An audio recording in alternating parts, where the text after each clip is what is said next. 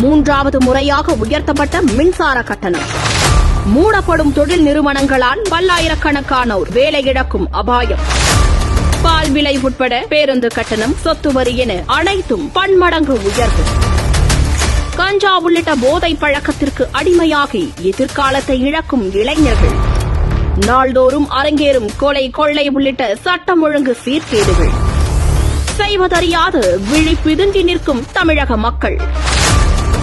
அரசு நிர்வாகத்தின் தோல்வியை மறைக்க மக்கள் மீது சுமைகளை ஏற்றும் திமுக அரசின் மக்கள் விரோத போக்கை கண்டித்து தமிழகத்தின் அனைத்து வருவாய் மாவட்ட தலைநகரங்களிலும் அம்மா மக்கள் முன்னேற்ற கழகம் சார்பாக மாபெரும் கண்டன ஆர்ப்பாட்டங்கள். சென்னையில் கழக பொதுச் செயலாளர் திரு டிடிவி தினகரன் அவர்கள் பங்கேற்று கண்டன பேருரையாற்றுகிறார்கள். கழக உடன்பிறப்புகள் அணிதிரண்டு வாரீர்.